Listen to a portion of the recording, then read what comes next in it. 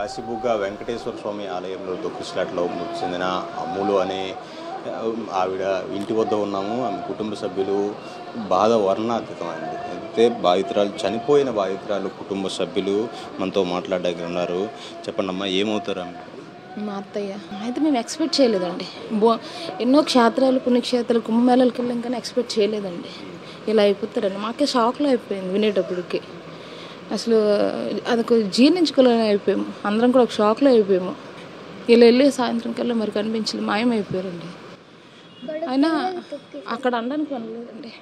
అంటే గుడికి వెళ్ళిన తర్వాత నాని పడిపోయింది కొడుతారు, అలా తొక్కేశారు. జనాలు తొక్కేస్తే చాలా మూతి నుంచి అలా రక్తం వచ్చేసింది. మా గుడి దగ్గర రుద్రాభిషేకాలు చేసాం. అక్కడికి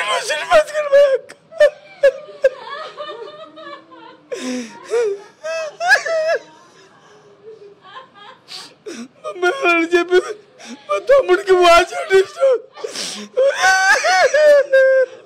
మా అత్తయ్యనండి.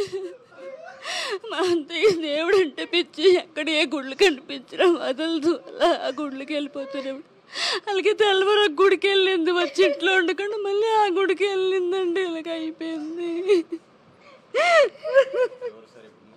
మామూలుగా ఏం చేస్తారో గుడికి వెళ్ళారని మాట్లాడే మా అత్తయ్య గుడికి వెళ్ళి అలాగే వెళ్ళిపోయింది. నాకు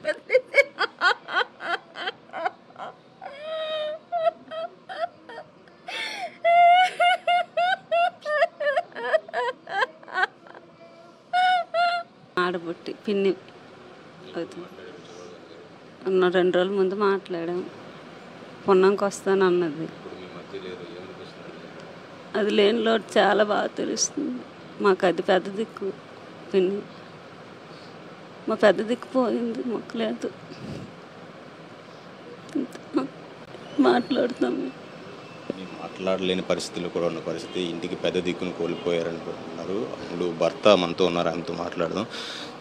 ఆవిడ నేను దేనికి పనికిరాను సార్. ఆవిడని చూసుకుండేది. దేవుడు అంటే గొప్ప భక్తి. 2 గంటలు లేచింది, విష్ణుమూర్తి గుడికి వెళ్తాను అనేసి అంటే సర్లే వెళ్ళు అనేసి అంటే నాకు బైపాస్ సర్జరీ అయింది. నీకు డ్రై ఫ్రూట్స్ ఒలిసి పెడతాననేసి పెట్టేసి అటు నిండి వచ్చిందండి. అటు నిండి వచ్చి టీ పెట్టిన తర్వాతనేమో నేను వెంకటేశ్వర గుడికి వెళ్తాను అన్నది. ఎందుకు మనం ఎలాగా తిరుపతి వెళ్తాం కదంటే, ఈ కుక్కలు పెంచుకొని నీ ఆరోగ్యం బాగోలేదు, మనం ఈ జీవితంలో వెంకటేశ్వర గుడికి వెళ్ళలేము, ఇక్కడ గుడికి వెళ్ళి వస్తాను అన్నది.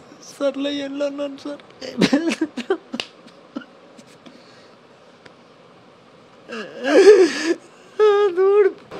సభ్యులు బోధిస్తున్నారు. అయితే నిత్యం పూజల్లో ఉండేది, దేవుడంటే భక్తితో ఉండే మనిషి. దాంతోపాటు ఇంటికి పెద్ద దిక్కుగా ఉండే అమ్ములు ఇప్పుడు తమ మధ్య లేకపోవడం జీర్ణించుకోలేకపోతున్నామని, తమకు ఇప్పుడు ఓదార్చే నాదుడే కూడా లేదని కూడా కుటుంబ సభ్యులు చెప్తున్న పరిస్థితి. కేవలం అప్పలరాజుతో సునీల్, సాక్షి టీవీ, పలాస నుంచి.